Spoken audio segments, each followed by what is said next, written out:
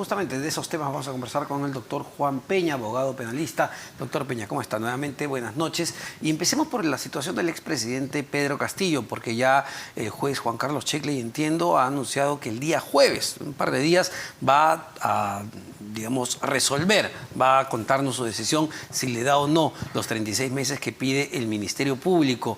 Desde su punto de vista, para empezar de lo general, ¿es probable que se constituyan las causales para que Castillo tome una nueva prisión preventiva de 36 meses?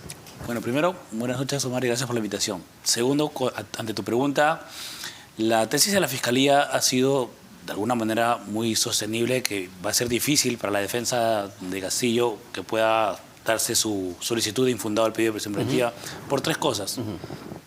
Uno, lo determinante para la Fiscalía no tiene arraigo familiar. Le he dicho, sí tengo familia, pero tu familia está asilada. Si tú sales en libertad, ¿qué es lo que de alguna manera se va a presumir que quieres hacer? Es, de alguna manera, arraigarte nuevamente con tu familia y no efectivamente en Perú. Así que tiene un punto en contra. Dos, pronóstico de pena, más de 36 meses.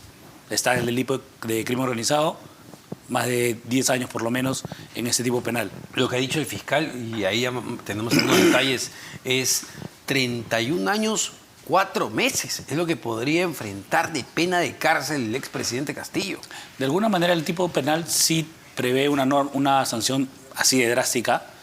De alguna manera va a tenerse que ver después del juicio oral, determinar qué conducta ha tenido. Imaginemos que el presidente o el expresidente Castillo al inicio del juicio oral dice: ok, me declaro culpable, quiero una reducción de pena por confesión sincera, terminación anticipada, y tiene algún beneficio y la pena sería menor. Pero sí, el delito que le imputan es grave. De hecho, han habido medidas de allanamiento en contra de personas vinculadas a él, prisiones preventivas además, que de alguna manera los jueces han venido sosteniendo que efectivamente hay un peligro procesal, no solamente por intimidar de testigos, sino por obstaculizar la investigación, al tratar de eliminar pruebas y evidencia que sostiene una mejor teoría para la Fiscalía. Yo no sé si, claro, porque cada proceso, cada carpeta avanza en paralelo, pero cuando un juez, vamos, que no es ajeno a la realidad, ¿no? Ve una situación de este tipo, de los allanamientos que se produjeron el día de hoy, justamente, y la detención a este personaje extranjero, conocido como el Español, que sería una pieza clave en la organización encargada de intimidar a la policía y a fiscales, y además se ha revelado que Castillo intentó comprar equipos para interceptar a la oposición, formar un equipo de inteligencia paralelo, justamente para tener o afectar a sus opositores. ¿Todo esto termina afectando en una decisión judicial? No debería, según la norma. Según el tema procesal, cada juez debería basarse solamente en su investigación, en su expediente, en su proceso y en la teoría que da la Fiscalía y la que da la contraparte, que es el abogado defensor. Pero como tú lo mencionas, son seres humanos, son personas que de alguna manera comparten de repente el mismo edificio, se ven en los pasillos del Poder Judicial y leen también la jurisprudencia, las resoluciones que emiten los otros jueces. No son ajenos a la realidad y de alguna manera tienen conocimiento de cuál fue el argumento del colega que tienen al lado de su oficina para poder dar una medida de prisión, de allanamientos o de una medida de coerción. Entonces, al tener conocimiento de esto, de alguna manera termina de influir seguramente en alguna decisión que toman. Ahora, en la audiencia, cuando escuchábamos a Pedro Castillo, uno dice, hay una defensa más política que técnica, porque él en un momento señala que se han inventado o comprado colaboradores, que el Congreso de la República también debería ser, o parte de los congresistas deberían ser parte de esta organización. Si él se le acusa de una organización criminal porque han desfilado por el despacho de Palacio de Gobierno, pero no, a él al menos no se le escucha una posición técnica de por qué no debería estar en prisión. ¿Qué es lo que pasa? Lamentablemente el tipo penal de organización criminal prevé, es muy, de alguna manera, su concepto muy amplio. Entonces, la gente cree que ser parte de una organización criminal es solamente la persona con un arma que te va y te roba bancos o que genera secuestros y es una organización criminal. Ya el tipo penal te ha mencionado que, de alguna manera, se organizan en un tiempo, espacio, con jerarquías, para cometer distintos ilícitos penales. Si tus ilícitos son tráfico de influencia, por ejemplo, estás dentro de una organización criminal. Te has de alguna manera organizado con personas para generar puestos de trabajo indebidamente, para tratar de evitar una vacancia, traficando influencia para que algunas personas ingresen a determinados puestos muy puntuales y muy estratégicos para tu campaña o para tu gobierno, de alguna manera estás dentro del tipo penal. Es una organización que comete crímenes, por más que el delito no sea robo, homicidio o tráfico. Y por ejemplo, esta declaración que quizá fue la que gatilló, ¿no? La que motivó a Pedro Castillo ese 7 de diciembre a dar un golpe de Estado, que al final se truncó, que fue la de Salatiel Marrufo, un personaje muy importante, clave, asesor principal en el Ministerio de Vivienda en su momento de Heiner Alvarado, exministro de Vivienda, que ante el Congreso, ante la Comisión de Fiscalización, reveló que él mismo le entregaba 50.000 soles en la mano al expresidente Pedro Castillo.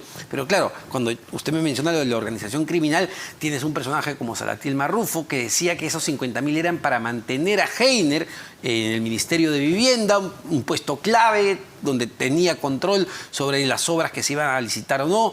Entonces, claro, hay toda una estructura detrás. Exacto. Hay personas que de alguna manera responden a un superior que tiene que entregarle dinero para que pueda otro ejercer un cargo.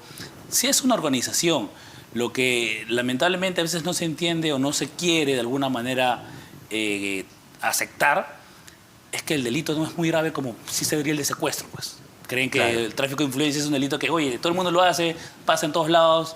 ¿Por qué me juzgas a mí y no a los demás? El problema es que lo hemos normalizado como sociedad. O sea, hemos normalizado que nuestros políticos nos roban, que nuestros alcaldes nos roban, nuestros gobernadores nos roban, y lo único que queremos ya, como sabemos que nos roban, que hagan obras. Correcto. Ese es el problema. Es lo que de alguna manera se tiene, no que roba, pero que haga obras. Es la frase que se escucha en el día a día. Pero lamentablemente para el señor Castillo, esa declaración minutos antes del pedido de vacancia, claro, que se diera, es que lo lleva quizás a este intento de golpe de Estado que genera recién unas votos mayores para una vacancia. Porque acuérdate de que antes de esa declaración, claro, era incierto si es que se iba a llegar a los votos o no. Y las marchas que se hablan hoy en día y todo se daban desde antes del ingreso de la presidenta Boluarte. Las marchas contra Castillo ya se venían dando porque no había una postura firme respecto a la Asamblea Constituyente, que es lo que solicita. Ahora, doctor Peña, el otro caso, antes que nos gane el tiempo, el de la presidenta Dina Boluarte, porque muchos no entenderán por qué es que hoy día acudió al Ministerio Público y va a dar su testimonio sobre las muertes ocurridas en un entorno de protesta, y al final esto se frustró. Entiendo que se ha vuelto a reprogramar y entiendo que hay un problema ahí con la Procuraduría General del Estado. Entiendo que la Procuraduría ha intentado participar en la declaración, que es un derecho que tiene como parte de la investigación, para poder formular sus preguntas o en todo caso escuchar lo que se menciona en el interrogatorio que se le da al investigado. Pero si no estás dentro del apersonamiento, no está correctamente el abogado, por ejemplo, que viene por parte de la Procuraduría, no le van a permitir participar. Lo que de alguna manera la Fiscalía ha hecho hoy en día es reprogramar la declaración para evitar futuras nulidades respecto a esa declaración. Ha dicho, ok, ¿quieres participar? No nos hagamos problemas, voy a reprogramarla, apersonen bien a todos los abogados que pueden participar, la señalo para tal fecha y que la investigada, que es en este caso la presidenta, venga a declarar. Y desde el punto y con esto termino, desde el punto de vista no político, sino legal, ¿cuán sencillo va a ser para el Ministerio Público poder demostrar que la presidenta Dina Boluarte cometió, los delitos de genocidio, que es de lo que se le está acusando, ayúdeme a ver acá, porque son tres delitos, homicidio calificado y por ahí uno más que se me está pasando, pero cuán fácil o cuán sencillo, cuán técnicamente viable se va a poder demostrar que la presidenta Dina Boluarte es responsable de las muertes ocurridas en un ambiente de protestas. No creo que pase en la etapa preliminar de esa investigación. ¿Por qué? Porque de alguna manera tendrían que tener una prueba muy fuerte o un elemento de convicción muy grave, como se señala para pasar a la siguiente etapa, indicando de que la presidenta o alguno de los jefes de la policía, llámese coronel, general, ha tenido una llamada directa por parte del presidente diciendo, ¿saben qué? Ataquen a quemarropa a estas manifestantes, pero lo que vimos en las manifestaciones y lo que ha pasado de repente de hacer un fin de semana, que los soldados, en lugar de proteger su integridad, han terminado tirándose un río para poder salvar su vida. O sea, distinta sería la noticia, por ejemplo, si es que estos soldados, al ser atacados, hubieran repelido el ataque, tendríamos víctimas civiles, que lamentar definitivamente, pero en lugar de eso lo que hicieron fue arrojarse un río, exponiendo sus vidas. Tenemos 3 fallecidos, con lo cual tendríamos que también ponernos la perspectiva de ¿Por qué la presidenta dejó que mueran esas personas, esos soldados? ¿Por qué no le dio la orden de poderse defender? Es así de difícil la Claro. teoría de poder sostener... Demostrar Exactamente. un grado de responsabilidad penal, ojo. penal. Ya, lo político va en otra línea. Muchísimas gracias, doctor Juan Peña, abogado penalista.